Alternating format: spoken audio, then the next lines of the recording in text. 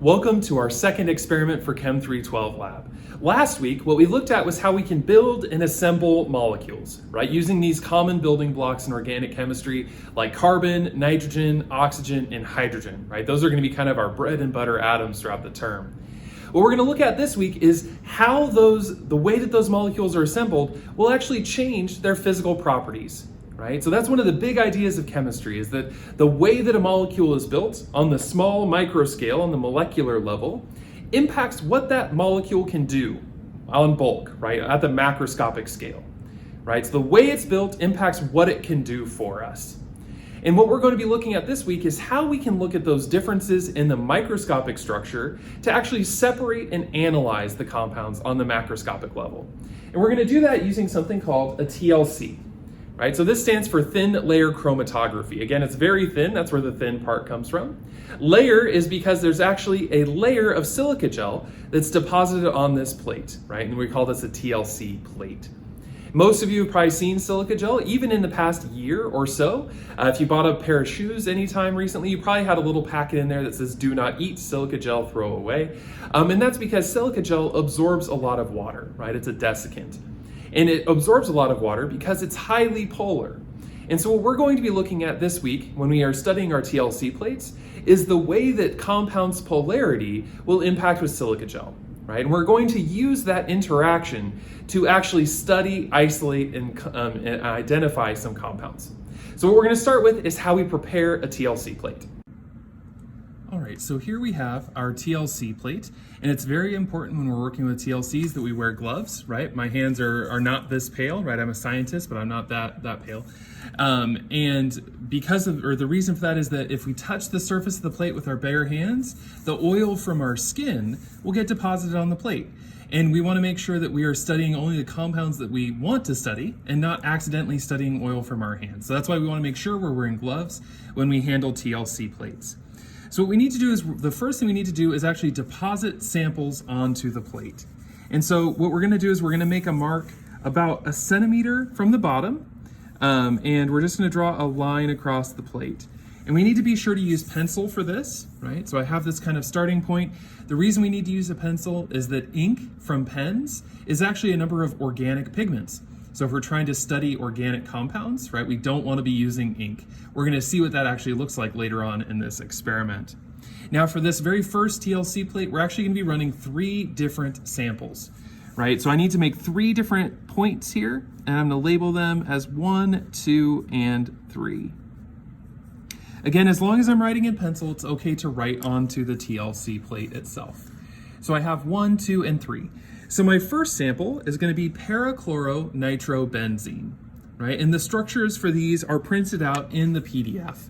And the way that we load a sample is using something called a capillary tube. So this is a very thin glass tube here. And what we can do is we can open up our sample here, right? This is a 1% solution. I tap it into the solution and I end up with just a tiny bit of this sample in this glass tube. And I make this very tiny little spot on the plate, right? You can probably see it as it's drying, right? That as that solvent leaves, the plate as it evaporates, it's gonna leave behind some of that parachloronitrobenzene. So we're gonna repeat this process. So our next one is acetophenone, right? Acetophenone is gonna be compound number 2. So let's go ahead and get compound number 2 on the plate here.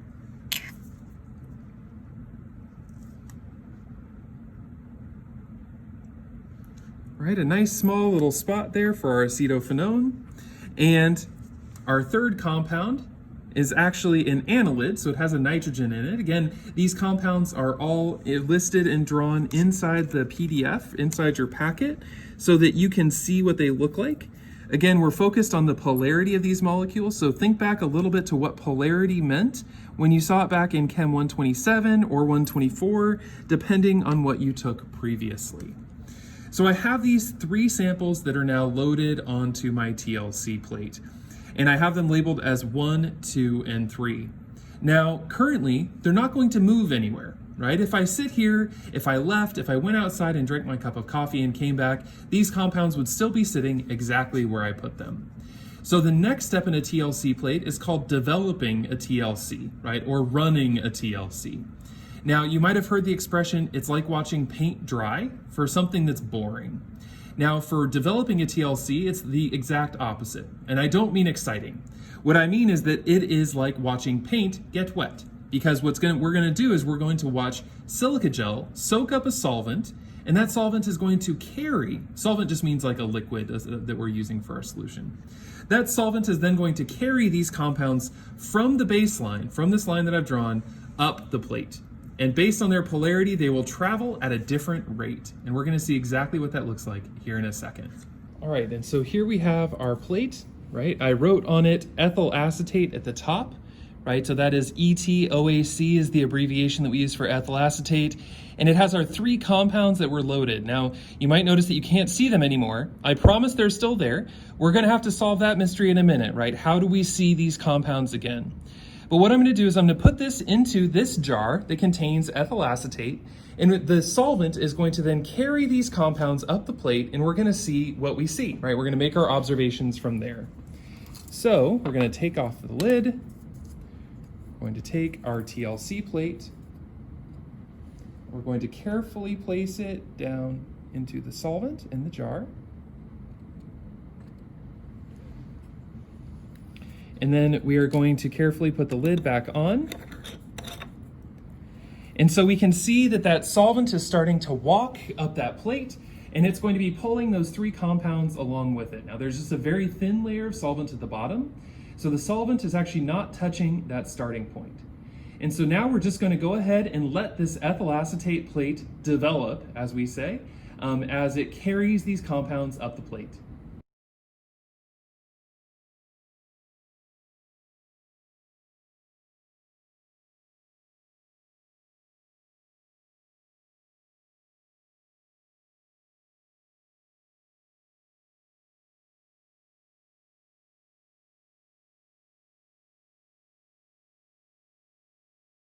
All right, and now that it is nearing the top of the plate, right, I've sped that up for you, so it's mere moments, but it took almost 11 minutes for this solvent to walk all the way up this TLC plate and carry the compounds with it. So let's go ahead and remove the plate, right? I marked the line at the top where I stopped it, so this top line here represents the end of the run, right? This is the farthest distance that the solvent, in this case ethyl acetate, made on this plate. So we're going to go ahead and let this dry, so I can kind of wave it here, and let that ethyl acetate slowly evaporate off into the air. Now, these compounds that I loaded on this plate, 1, 2, and 3, went somewhere, right? But we can't really see them. So we have to have some kind of method to visualize a TLC plate. And the first one we're going to use is a non-destructive method called ultraviolet irradiation, right? Or using a UV lamp is the fancy, or is the less fancy way of saying it, to visualize these compounds. So all 3 of these compounds absorb ultraviolet light. And so when we shine UV light on this TLC plate, we're going to see some spots pop up, and those correlate to our compounds. So let's see what that looks like. So here I have my TLC plate. Again, this was the plate that was ran in ethyl acetate. And if I go ahead and turn on my UV lamp here, I can see that I have 3 spots. And so these correlate to these 3 compounds. Now it looks like they drifted maybe a little bit off to the side, but we can work with this. So we have 1 spot up here, and I'm going to circle these so that they're easier to see once I turn off the UV lamp. Right, so these are roughly my 3 spots, 1, 2, and 3, that correlate to the 3 compounds that I spotted on the TLC plate. So we can visualize these using ultraviolet light, right? These each absorb ultraviolet light due to their chemical structure. And so now, right, if we're going to go ahead and turn off the UV light, move that out of the way, I can go ahead and get my TLC plate here in clear view. Let me turn my light back on so we can see it a little bit better. There we go. Now I can see that these compounds traveled a different distance along the TLC plate. Now this is based upon their polarity. Now the most polar compound will travel the least distance. And this might seem a little counterintuitive, right? Most polar sounds like strong. It should be ready to run all the way up the plate. But the phrase that I like to use that helps me remember how far something will travel on the plate is that polar compounds are sticky. right? Polar compounds are sticky because silica gel is also polar. So two things that are polar have strong interactions with each other, and so they don't travel as far along the plate. Now we want a method to be able to describe how far something traveled, right? What was the distance that it moved? And for this, we calculate what's called an RF value. This stands for ratio to front. And what we do is we look at, let's say, spot 3, right? We're going to take the middle of that spot, and we're going to measure, using a good old-fashioned ruler, just how far that spot traveled, right? So at this point, it looks like this went about 4.5 centimeters. Right? And what we're measuring is from the starting point, not the bottom of the plate. We're measuring from where I spotted the compound to the center of the spot, right? And that was 4.5 centimeters that it traveled. And the total distance that it could have traveled was approximately 8 centimeters based on my ruler. Let me go ahead and slide this down so we can see a little bit better. Right? So this is about 8 centimeters was the total distance that it could have traveled. Now, if we take the 4.5 divided by the 8, right, this is how far it ran divided by how far it could have moved, that will give us what's called our RF, or the ratio to front. This value will always be less than 1. And so in this case, right, 4.5 over 8, that'll be a little bit over 0.5, right? Part of this lab is going to be doing these calculations. So in a minute, I'm going to give you a nice picture that you can see so that you can do the calculations for these other 2 spots for this particular plate in ethyl acetate. Now, this is only one of the lines that we're going to look at. So now we've ran this in ethyl acetate. We've seen that polar compounds are sticky, right? The more polar compound is, the less it will travel along the TLC plate. But what happens if I change the solvent? So I've prepared 3 other plates here already, right? So one for methanol, right here, MEOH stands for methanol. One for a mixture of ethyl acetate and heptanes, and one that I'm going to run in just heptanes. So as I showed before, right, these plates take a long time to run, so I'm going to do another quick video, and we're going to see these compounds, or these 3 plates, be developed in their own solvents. Now again, these are the same 3 compounds, right? For all of these plates, it is still compounds 1, 2, and 3. All right, so we want to remember the polarity of the compounds isn't changing, but the polarity of the solvent will. So let's see what those look like.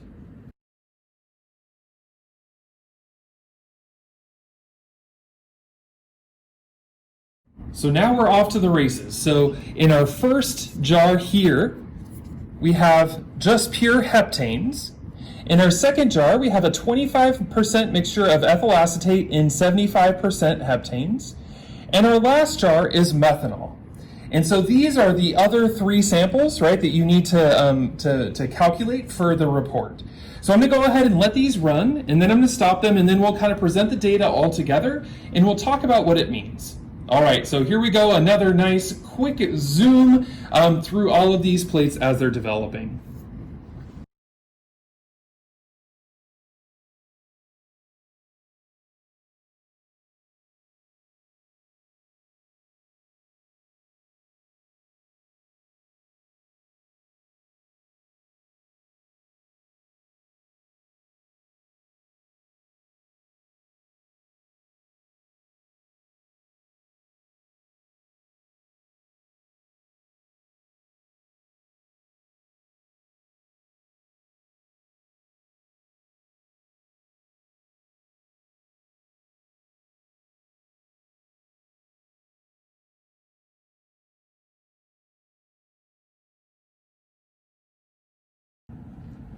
So here we have our 3 new plates down here. So we have heptane, ethyl acetate heptane, and methanol. Up here is the previous plate that we developed using just straight ethyl acetate.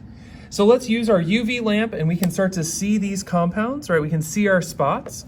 So we can see that here in methanol, right, all 3 of those spots are very near the top. So let's go ahead and mark these spots so we know exactly where they are once we turn off the UV lamp.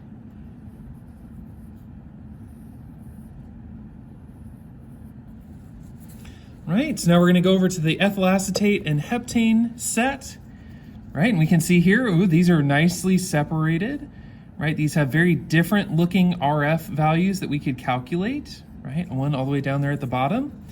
And then heptane, right? We're gonna, again, circle these, and these have very low RF values.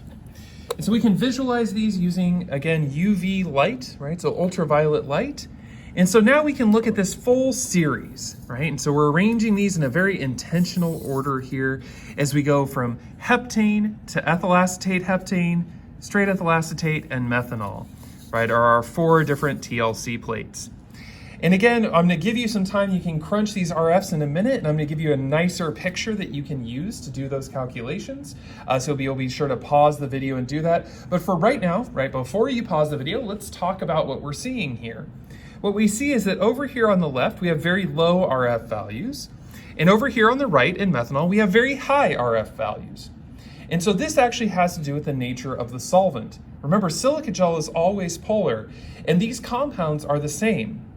Compound 1 on each one of these plates is the same exact thing, right? This is that chloronitrobenzene is compound 1 across the board.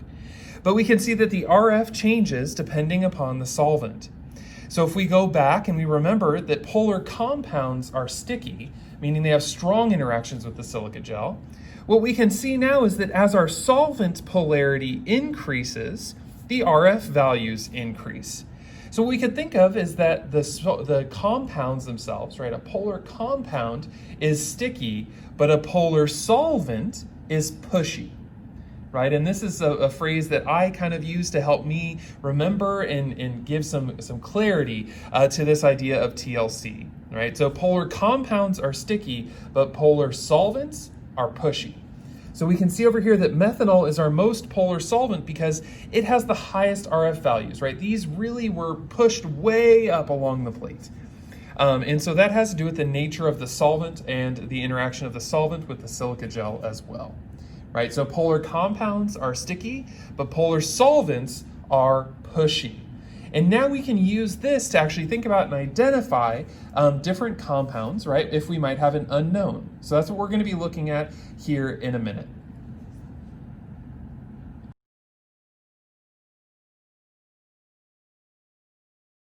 Now, as I mentioned earlier, right, we can always draw on a TLC plate with pencil, and that's because pen, right, the ink in pens are actually generally composed of pigments, right, organic pigments. And so those compounds would travel along a TLC plate. So what we're going to do is we're actually going to study and look and see how these pigments move, right, using some commercial pens. So I'm going to go ahead and just make these different marks, and then we're going to run and develop this plate in methanol. So I'm going to start with this purple pen. I want to make sure that I put enough of the ink on the plate that we can actually see it move. All right, purple, we'll try some red. Red one goes on there a lot nicer. We'll do some blue.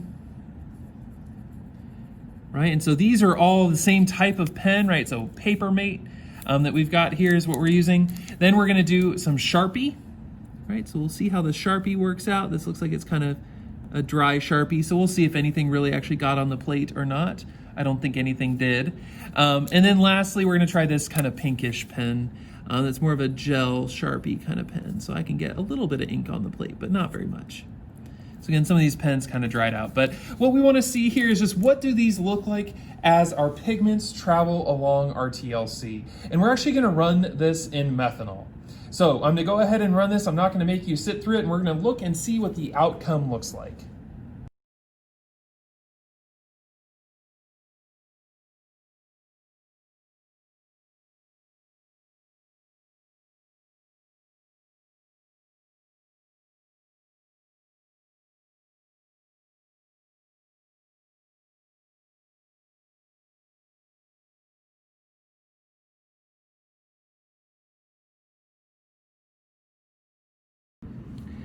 Here we have our ink test after it has been run in methanol.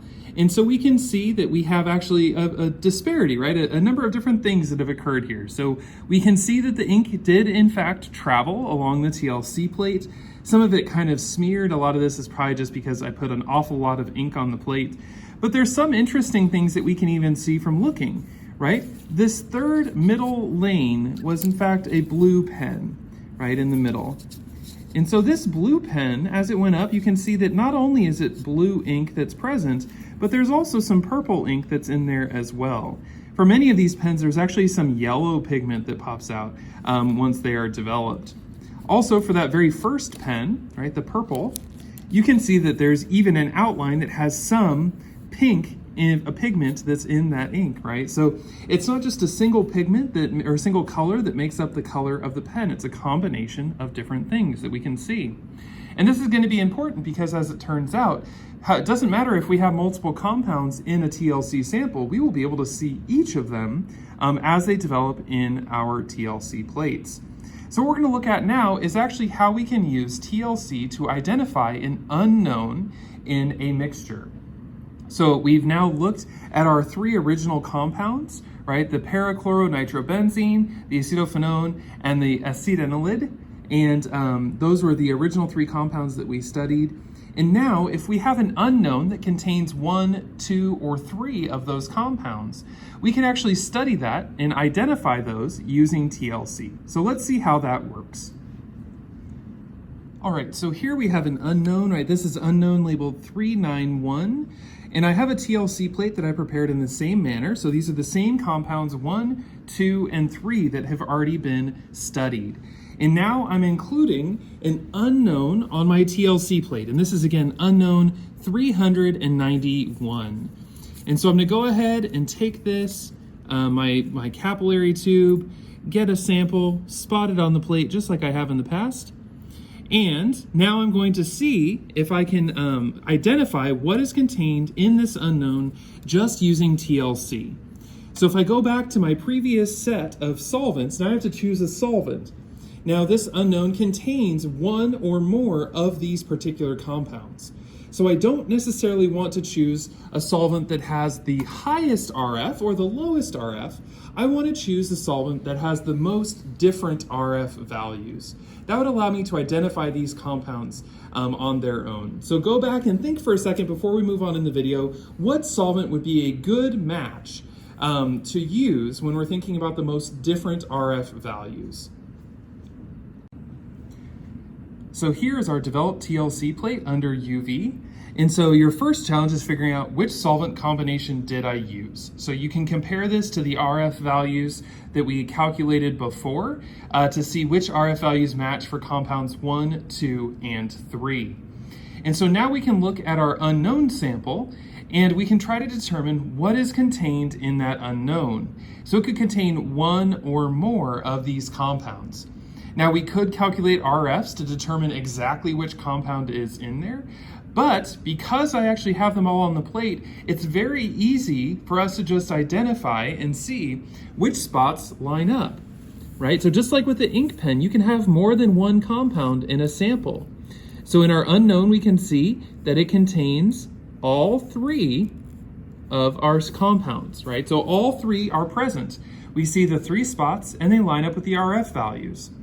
If, for example, we had an unknown and maybe we did not see this middle spot, right, we would say it contains 2 things. It would contain compound number 3 and compound number 1. And even though I have a glove on, we can see that I was able to press a little bit of something and spread that compound out on our plate itself, right? So just by lining up our UV or our spots, we can actually see which unknowns are contained in an unknown sample. So we've looked at one visualization method that's used in TLC, and that's the absorbance of ultraviolet light. Now this is again based upon the way the molecule is assembled, right? The microscopic structure impacts the macroscopic properties, big idea of chemistry. And so let's see if we can have some other visualization methods, right? So maybe we can actually use a chemical reaction. And so we're going to explore this using a chemical stain called ninhydrin, and look and see how it impacts these 2 compounds differently. So our compounds we're studying are beta-alanine and benzoic acid. So I'm going to go ahead and spot these on our TLC plate using our capillary tubes.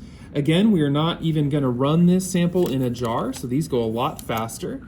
So I'm just going to make a nice big spot for alanine, right over my A for alanine. And then I'm going to make a nice big spot for the benzoic acid over the B.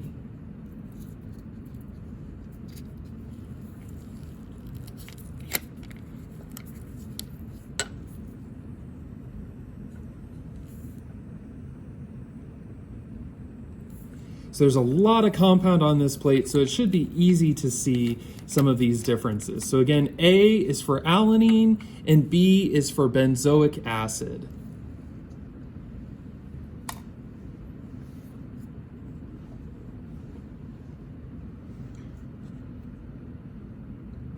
So let me turn down the light and let's turn on our UV light and see how these look. Okay, so both of these look like they have a little bit of a UV active spot, right? So we can see that kind of purple circle that shows up for both of these. So we could say that both of these compounds are actually UV active, right? So they're absorbing light in that ultraviolet region.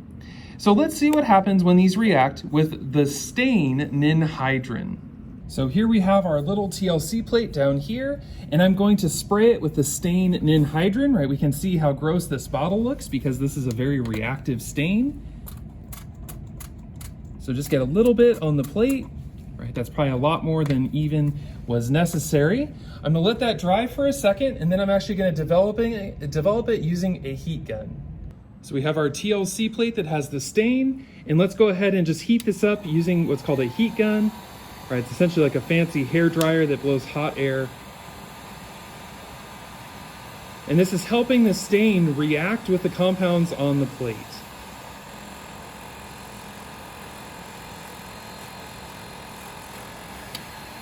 All right, so it takes a second, but let's look at our TLC plate now. So what we can see with this plate, if the camera would focus, there we go. What we can see with this plate is that the alanine, the beta alanine, actually turned a little bit red, right? A little bit of a purplish color, if I can get the light in here better. And whereas the benzoic acid did not appreciably react with the ninhydrin stain.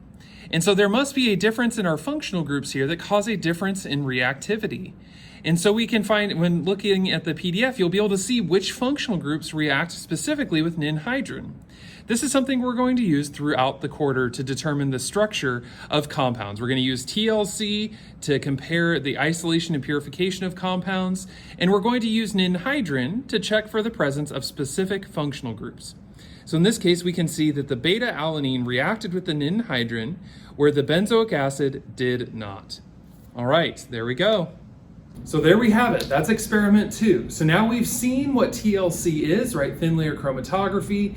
We can rationalize how the polarity of a compound interacts with silica gel to create these different spots that travel along a TLC plate. We can talk about the impact of the solvent, right? We know that polar compounds are sticky, meaning they travel real slow along the TLC plate, whereas polar solvents are pushy, right? So the more polar your solvent is, the further those compounds travel up along the plate.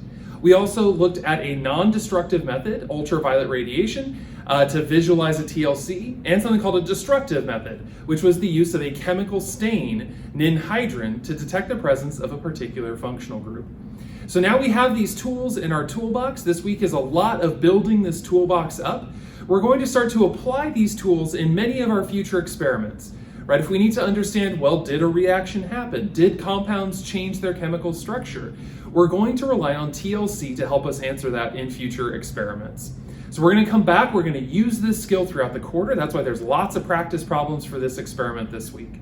Right, next week, come back, we're going to be talking about steam distillation, which is another way that we can use differences in physical properties to isolate and separate and study chemical compounds. Thank you, have a great day.